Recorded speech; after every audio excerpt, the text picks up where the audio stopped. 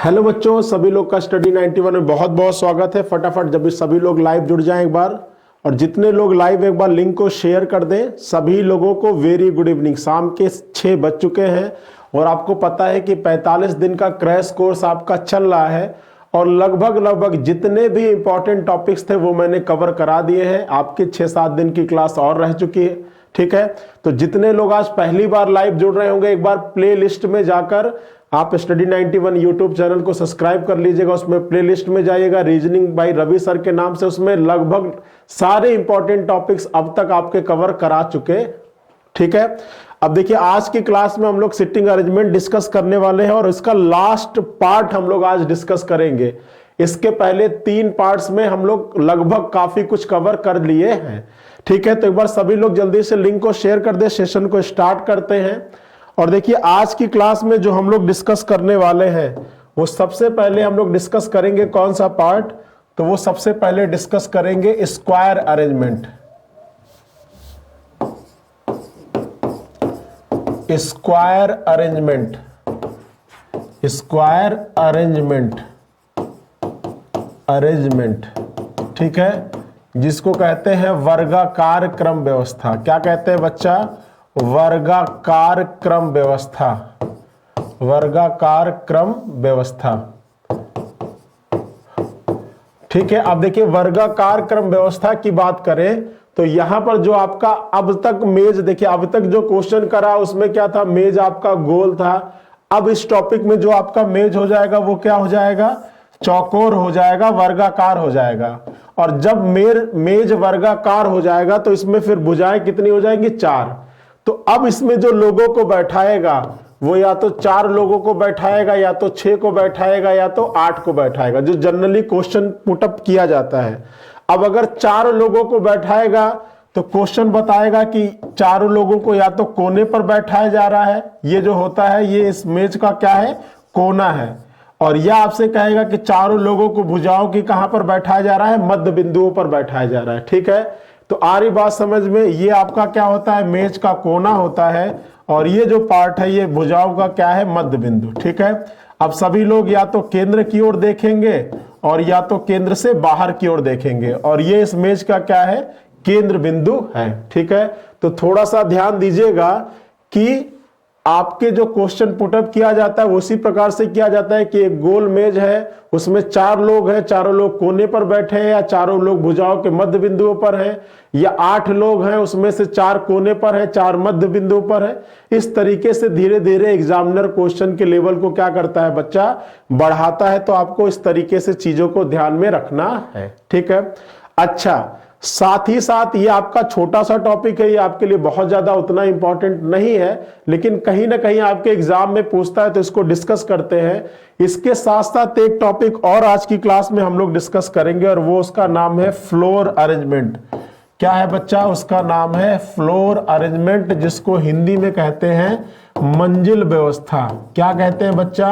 मंजिल व्यवस्था कहते हैं। फ्लोर अरेंजमेंट, जिसको हिंदी में कहते हैं मंजिल व्यवस्था, मंजिल व्यवस्था। ये जो प्रश्न है इसमें क्या होगा? इसमें एक इमारत दी गई होगी, अब वो इमारत 5 मंजिली भी हो सकती है, 6 भी हो सकती है, 7 भी हो सकती है, 8 भी हो सकती है, या 4 भी हो सकती है। मतलब 4 से आपकी कहानी स्टार्ट हो सकती है और मैक्सिमम 8 या 10 मंजिल तक भी जा सकता है, ठीक है। तो ऐसे प्रश्नों में आपको शुरुआत में ही इमारत बना लेना है। जैसे मान लीजिए आपकी 5 मंजिली इमारत है, तो शुरुआत में आप इस तरीके से मंजिल बना लीजिएगा, और सबसे पहली वाली मंजिल आपको पता है पहली होगी, इसके ऊपर जस्ट दूसरा होगा, दूसरे के बाद तीसरा, तीसरे के बाद चौथा, चौथे के बाद 5वां। ये चीज फिक्स है, पहली के बाद कभी चौथी मंजिल नहीं आएगी, पहली के बाद दूसरी ही आना है, दूसरी के बाद तीसरी, तीसरी के बाद चौथा, चौथा के बाद 5वां।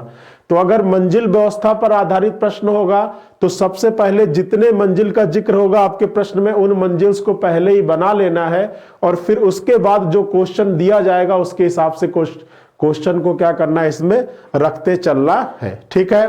तो आज की क्लास में दो चीजें हम लोग डिस्कस करने वाले हैं, एक स्क्वायर अरेंजमेंट और दूसरा फ्लोर अरेंजमेंट। ठीक है, तो जितने लोग लाइव है फटाफट कॉपी पेन लेकर बैठ जाए और आज की क्लास का पहला प्रश्न आपके सामने आ रहा है। एक चीज और हम लोग डिस्कस कर लेते हैं जो अभी तक हम लोग हर क्लास में डिस्कस किए हैं, और वो है फर्स्ट पर्सन और सेकेंड पर्सन का कॉन्सेप्ट। अगर आपके प्रश्न में और आता है, लेकिन आता है, जबकि आता है, या कुछ ना भी आए केवल कॉमा आता है, तो ये सारी चीजें रिप्रेजेंट करता है किसको बच्चा? फर्स्ट पर्सन को, प्रथम व्यक्ति को। और अगर आपके प्रश्न में जो आ जाए या जिसका आ जाए, जो आ जाए या जिसका आ जाए, तो ये सारी चीजें रिप्रेजेंट करता है सेकंड पर्सन को। या ढेर सारे लोग होंगे तो किसको रिप्रेजेंट करेगा? लास्ट पर्सन को। ठीक है, अगर एक से अधिक लोग होंगे तो किसको, दो से अधिक लोग होंगे तो किसको रिप्रेजेंट करेगा?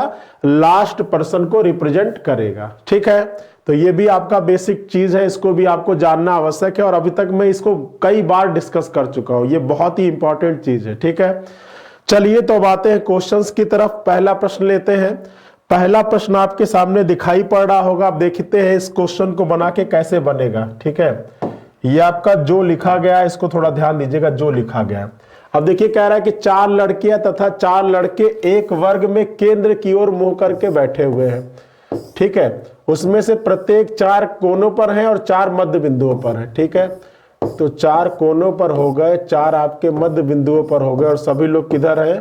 सभी लोग केंद्र की ओर मुंह करके बैठे हुए हैं। ठीक है, चलिए अब देखिए आगे क्या कह रहा है कि मधु की स्थिति उषा के ठीक सामने विकर्ण के रूप में है। अब देखिए अगर ये वर्ग है तो यही तो वर्ग का विकर्ण होता है, यही तो वर्ग का डायगोनल होता है। तो देखिए कह रहा है कि मधु की स्थिति उषा के ठीक सामने विकर्ण के रूप में है। अगर मान लीजिए उषा यहां पर है तो उषा का ठीक सामने विकर्ण के रूप में कौन है बच्चा? मधु है। मधु की स्थिति उषा के ठीक सामने विकर्ण के रूप में है। अब यहां पर जो आ गया, तो जो किसके लिए होता है बच्चा? तो जो हमेशा होता है सेकेंड पर्सन के लिए, और इस लाइन में पहला व्यक्ति मधु है और दूसरा व्यक्ति कौन है? उषा। तो अब ये जो किसके लिए होगा? उषा के लिए होगा, क्योंकि अभी मैंने बताया कि अगर आपके प्रश्न में जो और जिसका आता है तो वो किसके लिए होता है? सेकेंड पर्सन के लिए होता है। देखिए अब कह रहा है कि जो गीता के दाहिनी ओर बैठी है, मतलब गीता के दाहिनी ओर कौन बैठी है? उषा। तो उषा के बारे में कह रहा है कि जो उषा है वो किसके दाहिनी ओर है? वो गीता के दाहिनी ओर है। तो यहां पर गीता होगी तभी तो गीता के दाहिनी ओर, भाई इधर ये दाहिना हो जाएगा, गीता के दाहिनी ओर कौन होगी? उषा होगी। फिर कह रहा है कि गीता से अगला राय। अब गीता से अगला, तो अगला इधर तो पॉसिबल नहीं है क्योंकि इधर तो ऑलरेडी उषा बैठी हुई है, तो गीता से अगला कौन हो जाएगा? राय। इधर अगला बैठा देंगे। गीता से अगला राय है जो गोपी के सामने, यहां पर जो लिखा हुआ है जो गोपी के सामने, मतलब जो किसके लिए आएगा? सेकेंड पर्सन के लिए। मतलब देखो अगर यहां से लाइन स्टार्ट हुई तो गीता फर्स्ट हो जाएगी और राय सेकेंड हो जाएगा। तो जो गोपी के सामने है, तो जो किसके लिए हो जाएगा? राय। राय किसके सामने है बच्चा? तो राय गोपी के सामने है। अगर राय यहां है तो इसके सामने कौन बैठा हुआ है? गोपी बैठा है।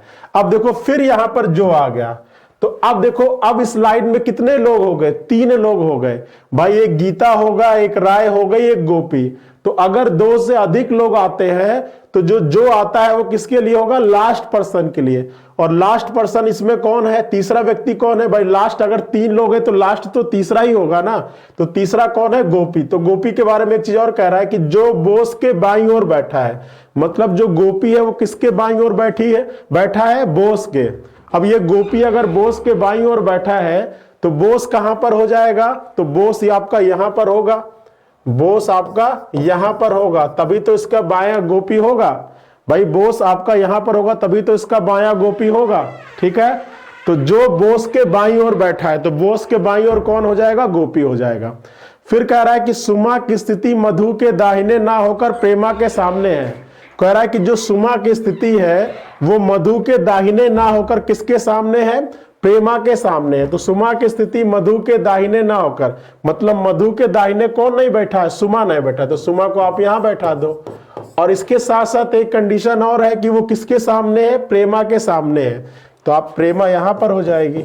ठीक है, यही कह रहा था कि जो सुमा की स्थिति है वो मधु के दाहिने ना होकर किसके सामने है, प्रेमा के सामने। तो यही दो जगह बची हुई थी। अब अगर सुमा मधु के दाहिने नहीं बैठेगी तो फिर यहां बैठेगी। और फिर एक कंडीशन और कह रहा था कि साथ में जो सुमा है वो किसके सामने है, प्रेमा के सामने है। ठीक है, तो आपसे कह रहा था कि बोस के सामने कौन बैठा है, तो देख लो ये बोस दिख रहा है ना, और बोस के सामने कौन बैठी हुई है बच्चा, तो आपका गीता बैठी हुई है। ठीक है, तो प्रश्नों को पढ़ना है और एक एक चीज को इसमें क्वेश्चन के कंडीशन के अकॉर्डिंग रखते जाना है, जबरदस्ती किसी को नहीं बैठाना है। ठीक है, और फर्स्ट पर्सन और सेकंड पर्सन का कॉन्सेप्ट आपको एकदम क्लियर होना चाहिए अगर क्वेश्चन को आपको सही बनाना है तो। ठीक है, क्लियर है। चलिए अब आते हैं आपके अगले प्रश्न पर। ये बहुत इंपॉर्टेंट कॉन्सेप्ट है, मैं इसको बार बार डिस्कस करता हूं, इसको आप लोग अच्छे से नोट कर लीजिएगा। चलिए अगले प्रश्न पर दिमाग लगाइए। सबसे पहले इस प्रश्न को सभी लोग ड्रॉ करेंगे, फिर इस पर आधारित प्रश्नों को मैं आपके सामने लेकर आऊंगा। जल्दी सभी लोग ड्रॉ करें। देखिए, जब भी ऐसा प्रश्न आएगा तो इससे रिलेटेड एग्जामिनर कम से कम 2 और अधिक से अधिक 5 प्रश्न आपको दे सकता है। तो अगर ऐसे प्रश्नों को बनाने में अगर आप 1 मिनट भी लगाते हो और आपके 2 से 3 नंबर सही हो रहे हो तो कोई दिक्कत की बात नहीं है, आप सभी लोग आराम से ड्रॉ करेंगे ऐसे प्रश्न को। चलिए देखिए हम ड्रॉ करते हैं, समझिएगा ध्यान से सभी लोग। कह रहा है कि 6 व्यक्ति हैं और 2 कतार में हैं, तो चलो 2 कतार बना लो और 6 व्यक्ति हैं। प्रत्येक कतार में कितने कितने हैं, 3 हैं जो एक दूसरे के सामने देख रहे हैं। अब मान लीजिए कि 3 लोग यहां भी हैं, 3 लोग यहां भी हैं, तो एक दूसरे के सामने तभी देखेंगे जब अगर ये उत्तर की ओर देखे और दूसरा व्यक्ति दक्षिण की ओर देखे।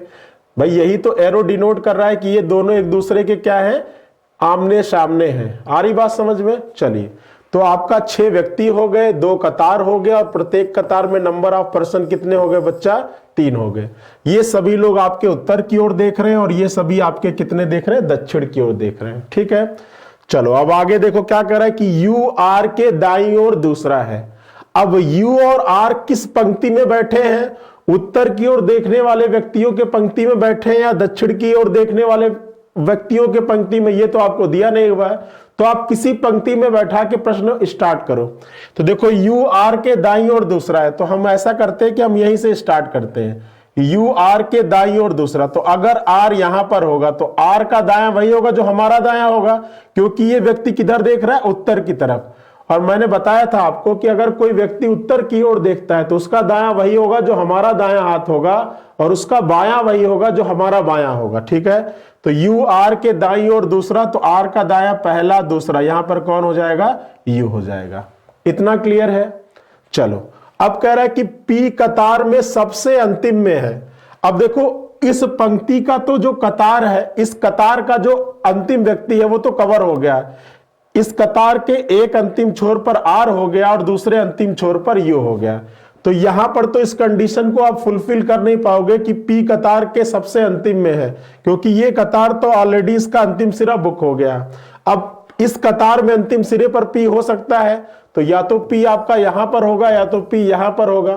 कहां पर होगा ये अभी कंफर्म नहीं है। फिर आगे देखो क्या कह रहा है, टी क्यू का पड़ोसी है। अब देखो टी क्यू का पड़ोसी है, मतलब ये दोनों व्यक्ति जहां भी बैठेंगे वहां पर एक दोनों के साथ बैठेंगे। अब देखो टी क्यू इसमें तो पॉसिबल है नहीं, क्योंकि यहां पर 2 जगह एक साथ खाली मिलनी चाहिए, तो 2 जगह तो यहां तो खाली है नहीं। अब या तो इसमें हो सकती है 2 यहां पर होंगे या तो यहां पर होंगे। फिर कह रहा है कि आर क्यू के सामने है। अब देखो इस चीज को आप बैठा सकते हैं क्योंकि आपको आर मिला हुआ है और आर के सामने कौन है बच्चा, आर के सामने क्यू है। और जैसे ही आर के सामने आप क्यू को रखोगे तो पी की जगह आपको कंफर्म वाली मिल जाएगी कि पी आपका कहां पर होगा, यहां पर।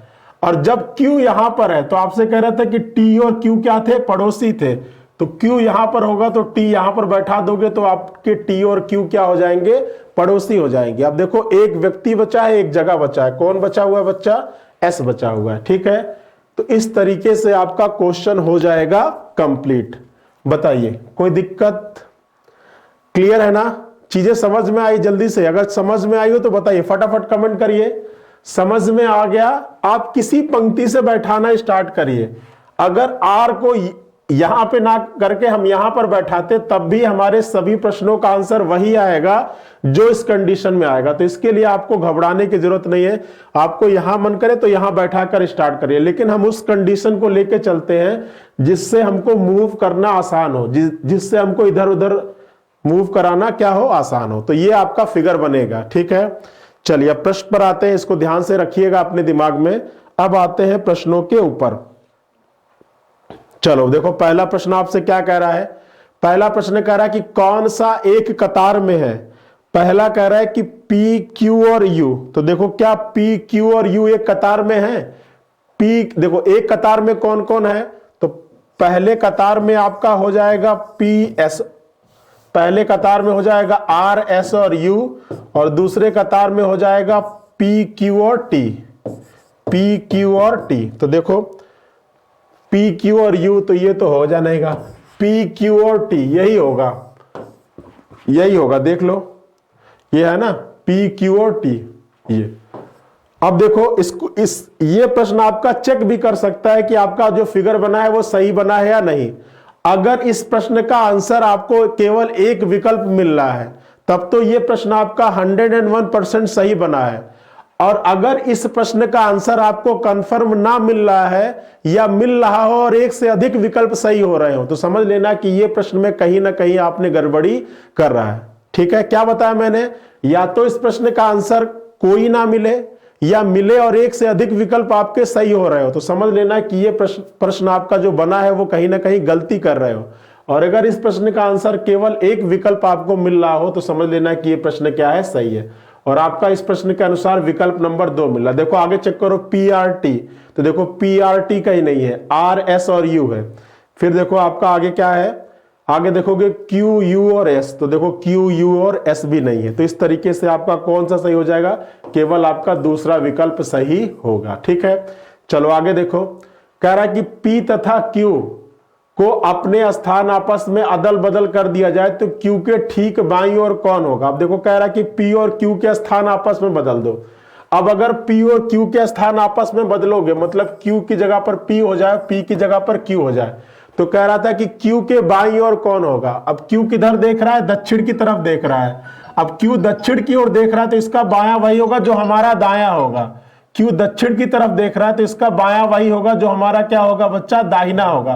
तो क्यू के दाहिने तो कोई है ही नहीं, ठीक है, क्यू के बाएं तो कोई है ही नहीं। तो देख लो, आपसे पूछ रहा था कि क्यू के ठीक बाईं ओर कौन है, तो यहां पर हो जाएगा इनमें से कोई नहीं, क्योंकि क्यू के बाईं ओर तो कोई है ही नहीं। चलो आगे देखो, कह रहा है कि कौन सा व्यक्ति समूह एक दूसरे के आमने सामने है। अब कौन सा व्यक्ति समूह आपके एक दूसरे के आमने सामने, तो इसके लिए फिगर आपके सामने होना चाहिए। तो चलो मैं फटाफट फिगर आपके सामने ड्रॉ कर देता हूं। पहले में कौन था, तो पहले में आर एस और यू था, और दूसरे में कौन था, तो दूसरे में आप देखेंगे तो क्यू टी और पी था। देख लेते हैं।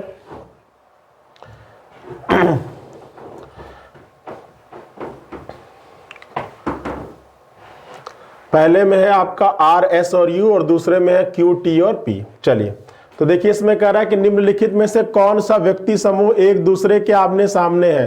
तो देखिए पी क्यू आमने सामने है, बिल्कुल नहीं। एस टी आपके आमने सामने है, तो बिल्कुल है, ठीक है। आर यू आपके आमने सामने है, बिल्कुल नहीं। पी एस आपके आमने सामने है, तो बिल्कुल नहीं। तो देखो यहां भी आपको केवल एक ही विकल्प मिल रहा है, तो इस प्रश्न का आंसर हो जाएगा एस और टी। ठीक है, कोई दिक्कत, कोई परेशानी। चलिए आगे देखो, कह रहा है कि निम्नलिखित में से कौन सा कथन सत्य है। अब देखो पहला कह रहा है, तो इसके लिए भी आपके सामने फिगर हो तो ज्यादा इजी हो जाएगा। तो फिगर यहाँ पे फटाफट ड्रॉ कर लीजिए। देखो एग्जाम में तो आप एक बार अपने रफ शीट पे ड्रॉ करोगे तो आपके सामने सारी चीजें मिलेंगी, ठीक है। और यहाँ पर क्या है, क्यू टी और यू, यही था ना।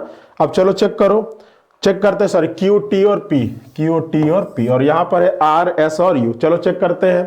पहला कह रहा है कि पी आर के बाईं ओर दूसरा है, तो पी आर के बाईं ओर, तो पी आर के बाईं ओर दूसरा है। तो क्या पी आर के बाईं ओर दूसरा है क्या, बिल्कुल नहीं है, क्योंकि पी और आर तो दोनों अलग अलग पंक्ति में है।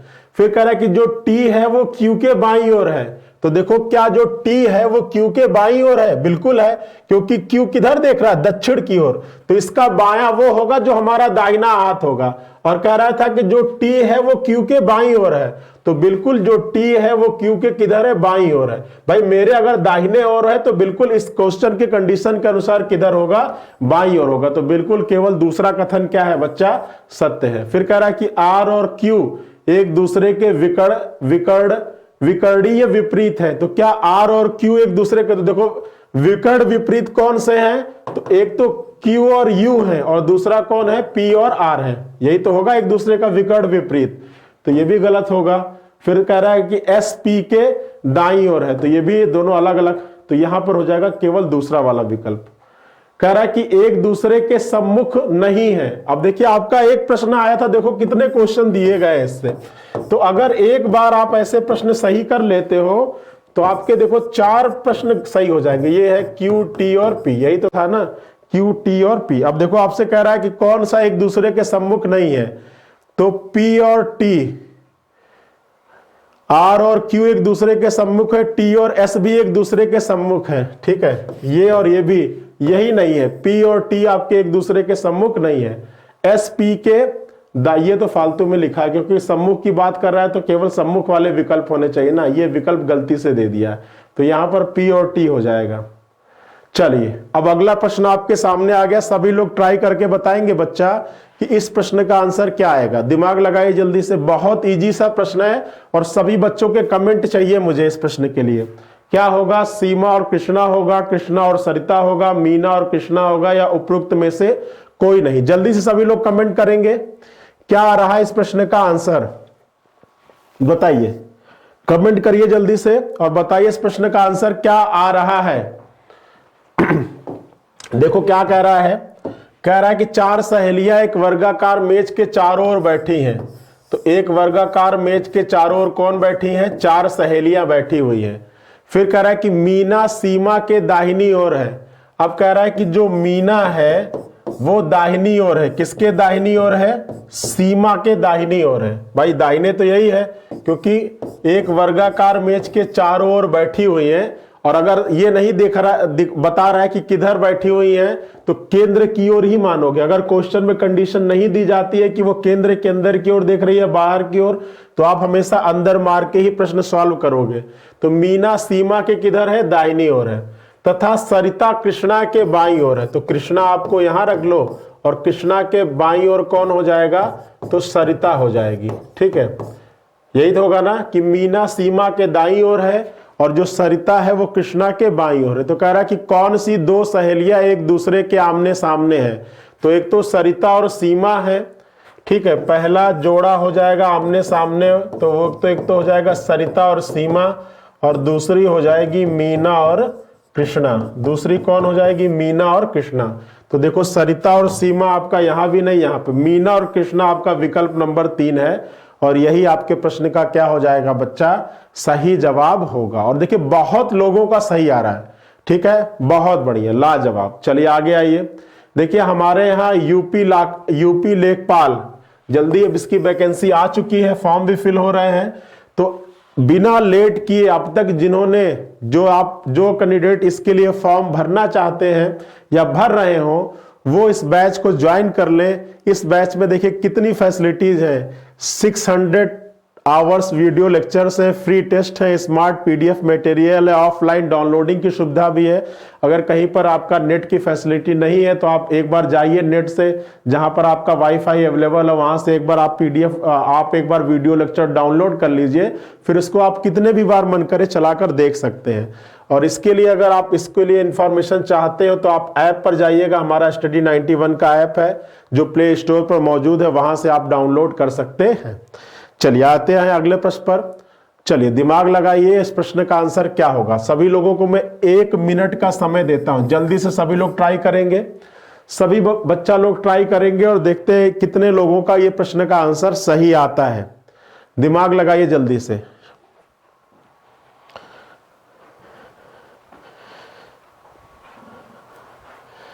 दिमाग लगाइए और देखते हैं कितने लोगों का इस प्रश्न का आंसर सही आ पाता है।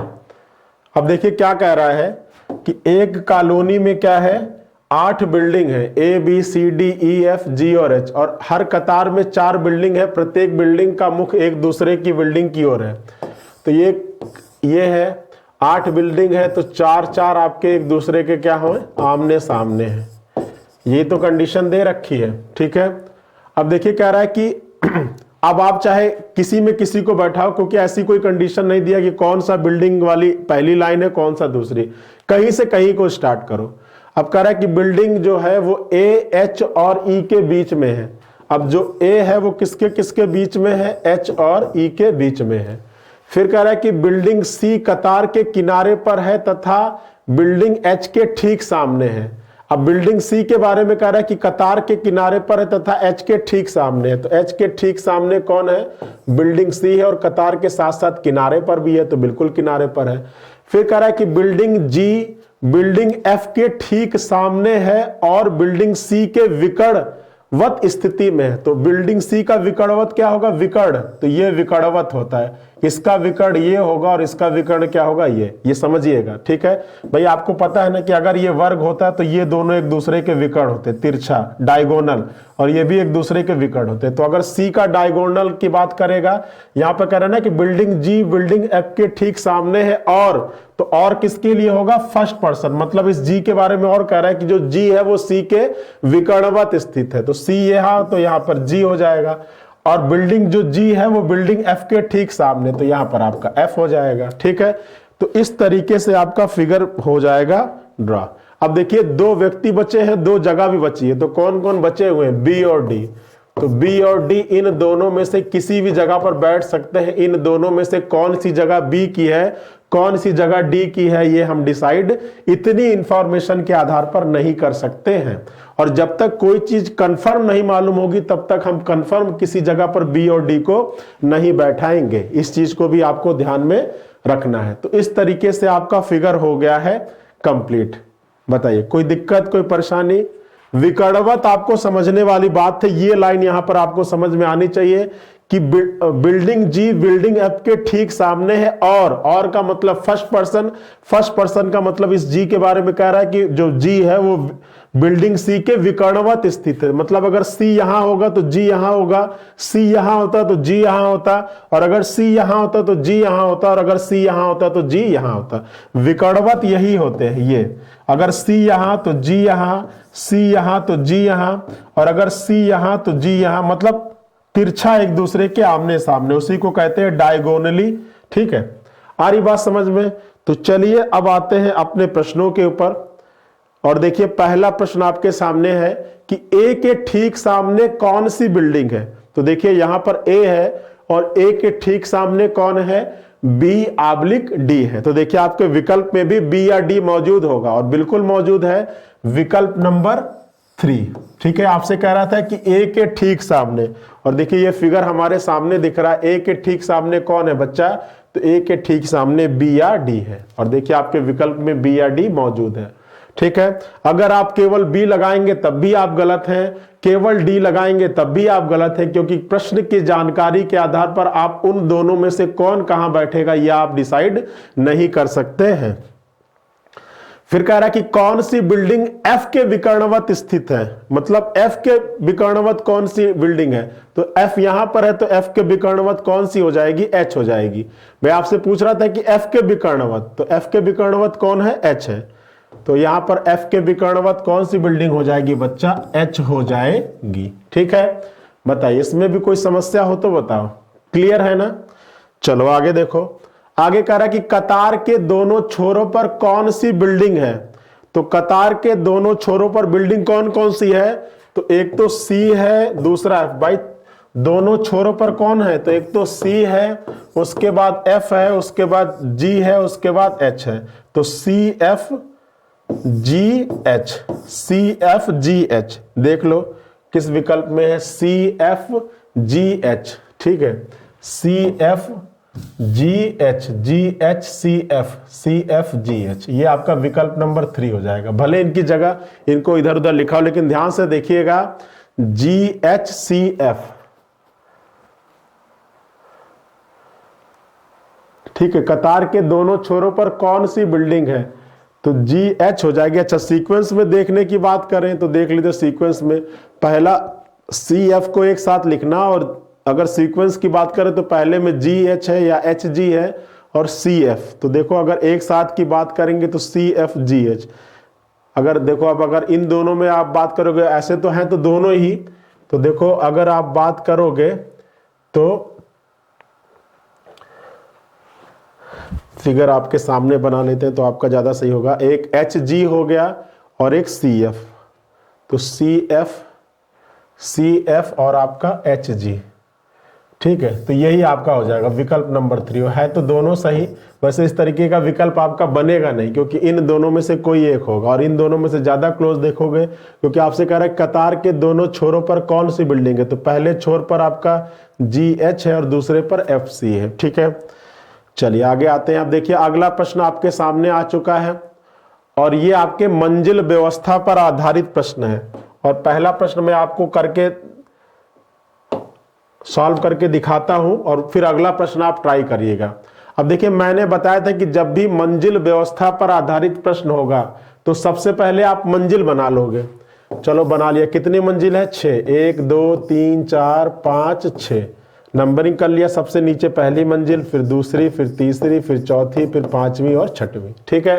अब क्वेश्चन को पढ़ते जाइए, जो कंडीशन इसमें फिट होने लायक होगी उसको रखिएगा, जो नहीं होने लायक होगी उसको साइड में क्या करिएगा, नोट करिएगा। देखिए क्या कह रहा है कि ठीक है, फिर कह रहा है कि B सम संख्या वाली मंजिल पर रहता है। अब B सम संख्या वाली मंजिल पर रहता है मतलब B दूसरी मंजिल पे भी रह सकता है, चौथी पे भी रह सकता है और छठवीं पे भी रह सकता है। भाई सम संख्या का मतलब ऐसी प्राकृतिक संख्याएं जो 2 से पूर्णतया विभाजित हो जाएं। तो 2 से पूर्णतया कौन कौन? 2, 4 और 6, ठीक है। फिर कह रहा है लेकिन F के ठीक ऊपर, अब एक कंडीशन और कह रहा है कि B सम संख्या वाली मंजिल पे रहता है और किसके ठीक ऊपर? F के ठीक ऊपर। मतलब ये दोनों एक साथ रहेंगे और F के ठीक ऊपर B होगा और B के ठीक नीचे F होगा। आ रही बात समझ में? फिर कह रहा है कि C और D के बीच में 2 व्यक्ति हैं। अब कह रहा है कि C और D के बीच में कितने व्यक्ति हैं बच्चा? 2 व्यक्ति हैं। अब देखो C और D के बीच में कितने व्यक्ति हैं? 2 व्यक्ति। तो C को यहां रखोगे तो D को यहां रखोगे, 2 व्यक्ति कहीं भी रख सकते हो।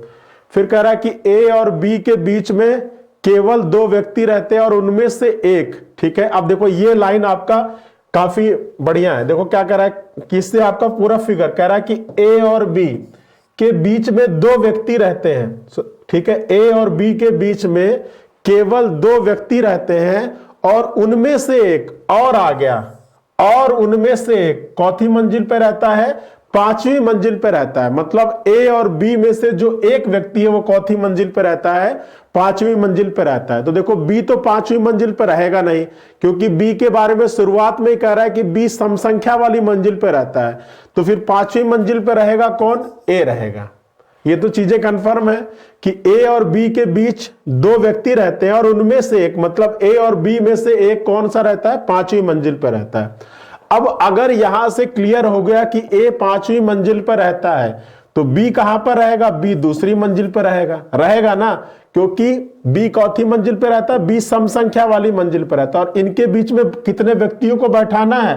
केवल 2 व्यक्तियों को। तो यही कंडीशन पॉसिबल हो पाएगी कि B यहां पर हो, A यहां पर हो और इनके बीच में कितने व्यक्ति हैं? 2 व्यक्ति।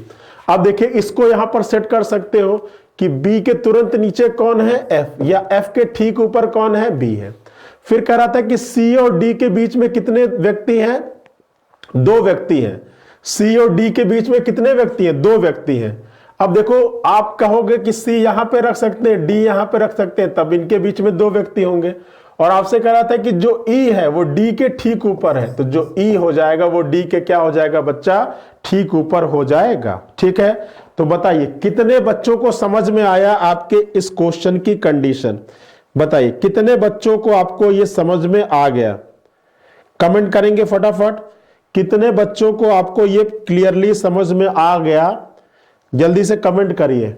फिर चलते हैं और हम लोग देखते हैं कि इस पर आधारित कौन कौन से क्वेश्चन आपको पूछा गया था। इसमें कोई दिक्कत, कोई समस्या, कोई परेशानी हो तो बताइए। शुरुआत में ही आपने जब भी फ्लोर अरेंजमेंट का क्वेश्चन होगा, शुरुआत में ही आपको फ्लोर बना लेना है। सबसे नीचे वाले को पहला, उसके ऊपर दूसरा, तीसरा, चौथा, पांचवा और छठवां, ठीक है। और फिर क्वेश्चन की कंडीशन को पढ़ते जाना है। जो चीजें इसमें पुट होने लायक रहेगा उसको एट दैट टाइम पुट कर दीजिएगा, जो नहीं पुट होने लायक होगा उसको साइड में नोट करते जाइएगा। लास्ट में अपने आप सारी कंडीशन क्या हो जाएंगी, फिट हो जाएंगी, ठीक है। तो चलिए अब चलते हैं हम लोग क्वेश्चन की तरफ और देखते हैं इस पर आधारित पहला प्रश्न आपका क्या दिया था। कह रहा था कि निम्नलिखित में से सी किस मंजिल पर रहता है। तो देखो सी किस मंजिल पर है, सी है छठवीं मंजिल पर। तो चौथी मंजिल पर है भैया सी हो जाएगा आपका छठवीं मंजिल पर। फिगर आपके सामने देखिए। आप एग्जाम में जब भी ऐसा प्रश्न आएगा तो जो आपको रफ सीट मिलती है एग्जाम में, क्योंकि जनरली आपका एग्जाम ऑनलाइन ही होता है, 90% एग्जाम आपके ऑनलाइन होते हैं। तो जब भी ऐसा प्रश्न को आप ड्रॉ करिएगा तो अपने रफ सीट पर ड्रॉ करिएगा। और अगर एग्जामिनर आपसे इतनी मेहनत करा रहा है तो वो एक प्रश्न तो देगा नहीं, वो कम से कम आपको 3 प्रश्न देगा, इतनी कंडीशन पर आधारित।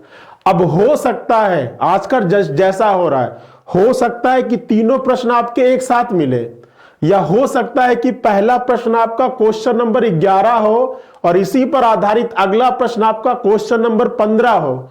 तो ये आप जरूर ध्यान रखिएगा कि जब भी ऐसा प्रश्न आप अपने रफ सीट पे ड्रॉ करिएगा तो ऊपर उस रफ सीट को आप संभाल के रखिएगा। ये नहीं कि ढेर सारी रफ सीट में उसको मिक्सअप कर दीजिएगा, क्योंकि एग्जामिनर अगर आपसे इतनी मेहनत करा रहा है तो इस पर आधारित आपको हो सकता है लगातार 2-3 प्रश्न मिले, या हो सकता है कि पहला प्रश्न अभी मिले, हो सकता है कि अगला प्रश्न 2-3 क्वेश्चन छोड़ के मिले। तो रफ सीट आपको सामने रहेगी तो आप तुरंत अपने आंसर को दोगे। अगर नहीं मिक्सअप कर दिए तो फिर से कहानी आप ड्रॉ करना शुरू करोगे। तो इस चीज का भी आपको ध्यान रखना है।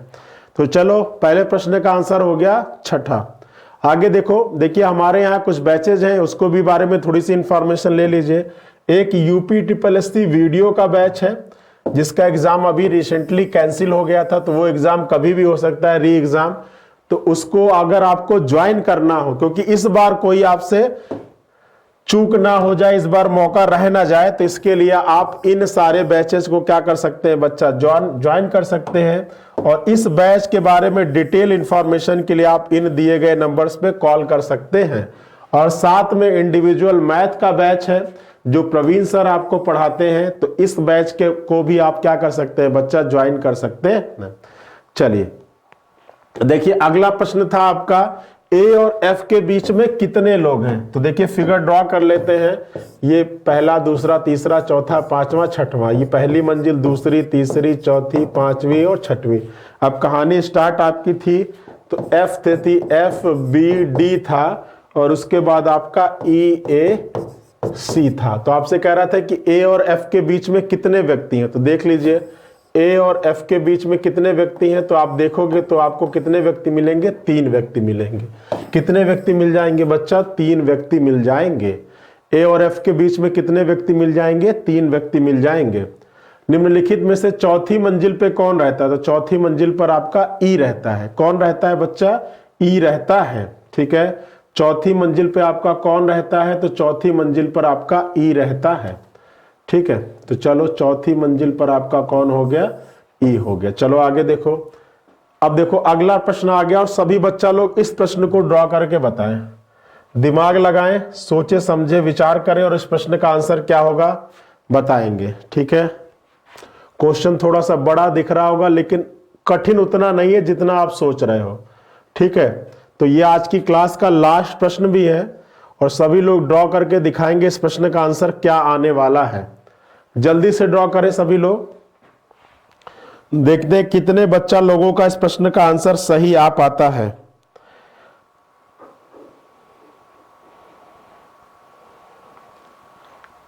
अब देखिए क्या कर रहा है कि एक 8 मंजिल इमारत में, ठीक है, अलग अलग तल पे रहते हैं। तो देखिए अगर मंजिल व्यवस्था पर आधारित प्रश्न है तो सबसे पहले मंजिल बना लो। 1 2 3 4 5 6 7 8, 1 2 3 4 5 6 7 और 8 हो गया। अब देखिए क्या कह रहा है कि एल और जी के मध्य केवल 2 व्यक्ति रहते हैं, ठीक है। अब L और G के मध्य 2 व्यक्ति रहते हैं। तो चलो L और G के मध्य कितने व्यक्ति हैं बच्चा, 2 व्यक्ति हैं। ठीक है भाई, एल और जी को तो आप कहीं भी रख सकते हो, यहां रखोगे तो यहां हो जाएगा 2 व्यक्ति हो जाएगा, यहां रखोगे तो यहां हो जाएगा 2 व्यक्ति। तो ढेर सारी कंडीशन है, तो अभी इसको साइड में हम नोट कर लेते हैं। ठीक है भाई, अगर क्वेश्चन में एग्जैक्ट जगह मिले तब तो आप रखोगे, नहीं जगह मिल रही तो आप साइड में नोट करो। ठीक है, इस चीज को भी आपको सावधानी बरतना है। एल और जी के मध्य कितने व्यक्ति हैं? 2 व्यक्ति। फिर कह रहा है कि एफ निचले तल पे नहीं रहता है, तो एफ मतलब पहली मंजिल पे नहीं रहता है। फिर कह रहा है कि जे विषम, ये आपका विषम होएगा। ठीक है, विषय नहीं विषम। जे क्या कहता है कि जे विषम संख्या वाली मंजिल पे रहता है। अब अगर जे विषम संख्या वाली मंजिल पे रहेगा तो विषम संख्या 1 भी है, 3 भी है, 5 भी है और 7 भी है। ये जो 5वें तल से ऊपर है, अब जे विषम संख्या वाली मंजिल पर रहता है और 5वें तल से ऊपर है, तो 5 से ऊपर विषम संख्या एक ही है और वो कौन सी है? 7। तो यहां से जे की जगह कंफर्म हो जाएगी कि जे चौथी मंजिल पर रहेगा, 7वीं मंजिल पर रहेगा। क्वेश्चन को थोड़ा घुमा दिया है कि जे विषम संख्या वाले तल पर रहता है जो 5वें तल से ऊपर है। 5वें तल से ऊपर एक ही विषम संख्या वाला तल है और वो कौन है? 7 है। फिर कह रहा ई चौथे तल पे रहता है, तो ई को चौथे तल पे बैठा लो। ठीक है, फिर कह रहा आई और के बीच केवल एक व्यक्ति रहता है। अब देखो आई और के बीच केवल कितने व्यक्ति रहते हैं? एक व्यक्ति। तो ये भी यहां पर पुट करने लायक नहीं है, अभी रखने लायक नहीं है, इसको भी साइड में नोट कर लो। फिर कह रहा है कि एल विषम संख्या वाले तल पे रहता है। अब एल कहां रहता है? विषम संख्या वाले तल पर, मतलब एल या तो पहले पर होगा या तो तीसरे पर होगा या तो 5वें पर, क्योंकि 7 की तो जगह ऑलरेडी जे ने बुक कर रखी है। तो अब 3 ही विषम तल बचे हैं, एक पहला, एक तीसरा, एक 5वां, वहीं पर आपका एल हो सकता है। ठीक है, फिर कह रहा कि के सबसे उच्चतम तल पर नहीं रहता है, मतलब के आपकी 8वीं मंजिल पर नहीं रहता है।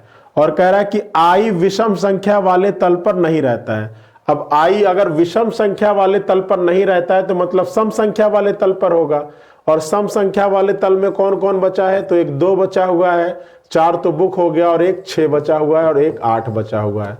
तो 2, 6 और 8 आपके आई के लिए बचा हुआ है। अब देखिए इतनी जानकारी आपने इसमें पुट कर ली और इतनी जानकारी आपने साइड में नोट कर रखी है। अब इन जानकारियों को बारी बारी से आप इसमें क्या करते जाएंगे? रखते जाएंगे। तो यहीं से कहानी स्टार्ट करते हैं। एल और जी के बीच में कितने लोग हैं? 2 लोग। और एल कहां कहां हो सकता है? तो एल हो सकता है विषम संख्या वाले तल पर। अब अगर एल को हम पहले मंजिल पे रखते हैं, क्योंकि पहला भी आपका एक विषम नंबर है, तो एल और जी के बीच में कितने लोग हों? 2 लोग। तो अगर एल को यहां रखोगे तो जी यहां पर होगा, लेकिन यहां पर ऑलरेडी प्रश्न के अनुसार किसने अपनी जगह बुक कर रखी है? तो ई ने अपनी जगह बुक कर रखी है, यानी कि एल की ये वाली जो जगह आप कंसीडर कर रहे हो, ये जगह क्या है? गलत है। अब एल अगर पहली मंजिल पे नहीं होगा तो एल हो सकता है तीसरी मंजिल पर। अब अगर एल तीसरी मंजिल पर होगा तो एल और जी के बीच में कितने लोग हैं? 2 लोग। तो नीचे तो जी पॉसिबल नहीं है, हो सकता है ऊपर जी हो सकता है कि यहां पर जी हो। तो अगर यहां पे रखोगे तो एल और जी के बीच में कितने लोग हो जाएंगे बच्चा? 2 लोग हो जाएंगे। ठीक है, चलो एल और जी के बीच में कितने लोग हो गए? 2 लोग हो गए। ठीक है, फिर कह रहा है कि आई और के बीच में 1 लोग हैं। अब जैसे ही आप एल और जी को इसको कंसीडर करते हो तो क्या इस आई और के बीच में 1 लोग को बैठाने की जगह कहीं बच रही है क्या? आई और के बीच में 1 लोग बैठाने की जगह कहीं बच रही है क्या? जैसे ही अगर आप एल को यहां लेते हो, जी को यहां लेते हो, तो इनके बीच में तो 2 लोग हो गए, लेकिन अब बैठाना है आई और के बीच में 1 लोग। तो क्या किसी भी जगह पर आप आई और के को बैठा पाओगे क्या? कतई नहीं बैठा पाओगे, क्योंकि अगर आई को यहां बैठाओगे तो यहां पर के को बैठाना पड़ेगा, और यहां पर तो ऑलरेडी एल बैठा है। अगर आई को यहां बैठाओगे, के को यहां बैठाओगे, तो इसके बीच में 2 लोग हो जाएंगे, और अगर आई को यहां बैठाओगे, के को यहां बैठाओगे, तो मतलब एल और जी की ये भी जगह आपकी सही नहीं है। अब ध्यान से समझते जाइए सारी चीजों को। ठीक है, चलिए अब लड़का एक कह सकता है कि सर हम एल को यहां पर बैठा दें और जी को हम यहां पर बैठा दें। भाई एल क्या है? विषम संख्या वाले पर है, तो अगर एल को यहां पर बैठाओगे तब भी तो 5वां तल विषम तल ही तो है, और एल और जी के बीच में कितने लोग हैं बच्चा? तो बिल्कुल 2 लोग हैं। तो ये भी कंडीशन सेटिस्फाई हो रही है ना? ध्यान से समझिएगा, एक एक कंडीशन को लेके चलेंगे, जबरदस्ती किसी को नहीं बैठाना है। अब अगर एल को यहां बैठाओगे, जी को यहां बैठाओगे, तब भी एल और जी के बीच में कितने लोग हैं? 2 लोग। अब देखो क्या रहा है कि आई और के के बीच में कितने लोग हैं, एक व्यक्ति है, और आई कहां पर रहता है, तो आई आपका कह रहा है कि आई आपका विषम संख्या वाले तल पर नहीं रहता है, मतलब आई कहां पर रहता है, सम संख्या वाले तल पर। तो अगर आई को यहां पर बैठाते हो तो वो तो किसी ना किसी कंडीशन पे दोनों जगह आपका विषम ही है, और जबकि कह रहा है कि आई विषम संख्या वाले तल पर नहीं रहता है, मतलब आई और के की ये जगह पॉसिबल नहीं है। तो आप आई और के को यहां ले लो, और आपसे कह रहा है कि के ऊपर नहीं रहेगा, तो आप के को यहां पे रख दो और आई को यहां पे रख दो, तो यहां से आपकी दोनों चीजें हो जाएंगी, आई सम संख्या वाले तल पे भी हो जाएगा, और आई के और के आई और के बीच में एक लोग भी हो जाएंगे। अब एफ आपका यहां बैठता नहीं है, तो एफ को यहां पे बैठा दो, एक लोग बचे हैं, एक आदमी बचा है, एक जगह बचा हुआ, कौन बचा हुआ, तो आपका एच बचा हुआ है, तो एच आपका ये हो जाएगा। ठीक है, बताइए कोई दिक्कत, कोई समस्या, कोई परेशानी हो तो बताओ, बताइए।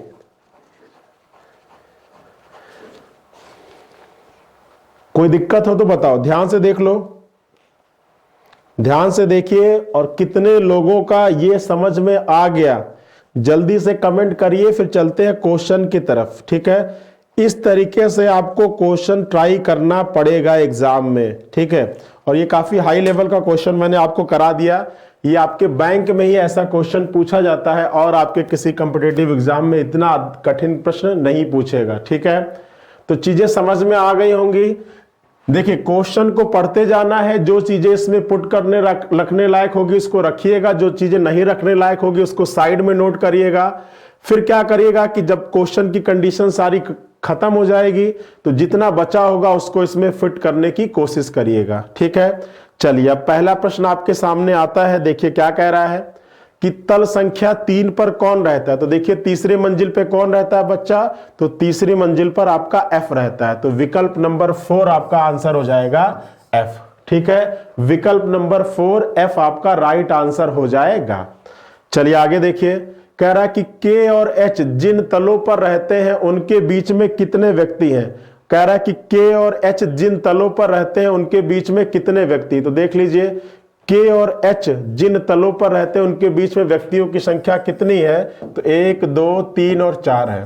कितनी है बच्चा, 4 हो जाएगी। ठीक है, कितनी हो जाएगी, तो 4 हो जाएगी। ठीक है, तो के और एच जिन तलों पर रहते हैं उनके बीच में व्यक्तियों की संख्या कितनी है, 4 है। ठीक है, चलिए आगे आइए, आप अपने सामने फिगर को रखे रहिएगा। एल के संदर्भ में कौन सी जानकारी सही है, तो पहले तो आपके सामने फिगर होना चाहिए, 1 2 3 4 5 6 7 8, ये पहला, ये दूसरा, ये तीसरा, ये चौथा, ये पांचवा, छठवां, सातवां, आठवां। ठीक है, अब हो जाएगा आपका एच जी एफ हो जाएगा, उसके बाद ई हो जाएगा, उसके बाद एल हो जाएगा, उसके बाद के हो जाएगा, उसके बाद जे हो जाएगा, और उसके बाद आई हो जाएगा। ठीक है, तो देखिए कह रहा है कि एल के संदर्भ में निम्नलिखित में से कौन सी जानकारी सही है। एल सम संख्या वाले तल पे रहता है, तो भैया 5 सम कहां से है, 5 तो विषम है ना, तो ये तो गलत है। फिर कह रहा है कि ई और जी एल के पड़ोसी है, तो एल के पड़ोसी ई और जी दिख रहे हैं क्या, नहीं नहीं, एल के पड़ोसी तो के और ई है, तो ये भी गलत है। फिर कह रहा है कि एल से ऊपर 3 व्यक्ति रहते हैं, तो एल से ऊपर बिल्कुल 3 व्यक्ति है, और वो 3 व्यक्ति कौन कौन है, के है, जे है और आई है, तो ये जो कंडीशन है ये 100% क्या है, सत्य है। देखिए 2 चीजों का जिक्र करेगा, कौन सी जानकारी सत्य है और कौन सी जानकारी असत्य है, तो ये आपको ध्यान से आंसर देना है कि इसमें कौन सी चीजें सत्य है और कौन सी असत्य। आपसे कह रहा था कि एल से ऊपर केवल 3 व्यक्ति है, तो जब यहां पर देखोगे तो एल चौथी मंजिल पर है, 5वीं मंजिल पर, उसके ऊपर बिल्कुल 3 व्यक्ति है, एक 6 है, एक 7 है, एक 8 है, तो एल से ऊपर व्यक्ति कितने हैं, 3 रहते हैं, तो ये आपका सही है। ठीक है, कोई भी सत्य नहीं, तो ये तो सत्य था ना। चलिए आपसे आगे देखिए, एल तल संख्या 3 पर रहता है, तो ये तो आपका गलत है, क्योंकि तल संख्या 3 पर कौन है बच्चा, एफ है। चलिए आपसे देखिए, कह रहा है कि सबसे उच्चतम तल पे कौन रहता है, मतलब सबसे ऊपर वाली मंजिल पे कौन रहता है, तो सबसे ऊपर वाली मंजिल पे कौन रहता है भैया, तो सबसे ऊपर वाली मंजिल पर आपका कौन है, आई है। कौन है, आई है, सबसे उच्चतम तल पर तो कौन रहता है, आई है। चलिए आगे देखिए, देखिए हमारे यहाँ यूपी लेखपाल का आपको पता है कि इसका आपका एडवर्टाइजमेंट आ चुका है, तो यूपी लेखपाल का सबसे क्रीम बैच चल रहा है, और साथ में यूपी पुलिस कांस्टेबल, इसकी वैकेंसी जल्दी ही आने वाली है, किसी समय भी आ सकती है। तो अगर इन दोनों बैचेस के बारे में आपको जानकारी लेनी हो तो आप हमारा प्ले स्टोर पर जाइएगा, स्टडी 91 का ऐप है, वहां से आप उसको प्ले स्टोर से डाउनलोड कर लीजिएगा और वहां से आप डायरेक्टली इन दोनों बैचेस को क्या कर सकते हैं, डाउनलोड कर सकते हैं। और अगर आपको डायरेक्ट परचेज करना है तो आप इस कूपन कोड को अप्लाई करके 500 रुपए का डिस्काउंट भी पा सकते हैं। ठीक है, चलिए, तो देखिए कह रहा है कि निम्नलिखित में से कौन सा एफ के पड़ोसी है।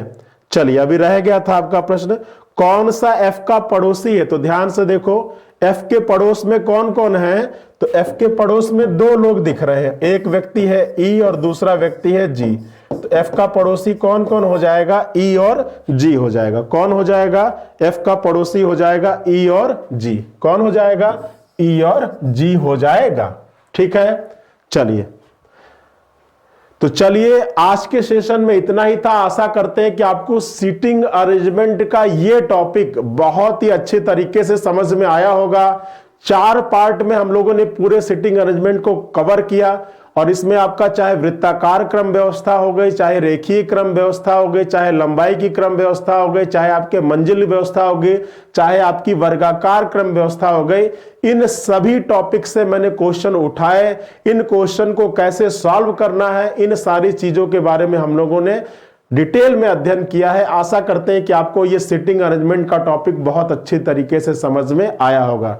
जितने लोग पहली बार इस चैनल पर जुड़े होंगे, इस चैनल को सब्सक्राइब कर लीजिएगा। स्टडी 91 के नाम से ये चैनल अवेलेबल है यूट्यूब पर, और प्ले स्टोर पर जाइएगा, रीजनिंग बाय रवि सर के नाम से, उसमें आपको बाकी जितने भी टॉपिक मैंने अभी तक पढ़ाए हैं वो सभी आपको मिल जाएंगे। ठीक है, अगर किसी टॉपिक में कोई दिक्कत, कोई परेशानी हो तो ये हमारा टोल फ्री नंबर है संस्था का, आप इस पर कॉल कर सकते हैं और आप डायरेक्ट हमसे बात कर सकते हैं। ठीक है, तो आज के सेशन में इतना ही। सभी लोग अपना ख्याल रखिएगा, अपना ध्यान रखिएगा।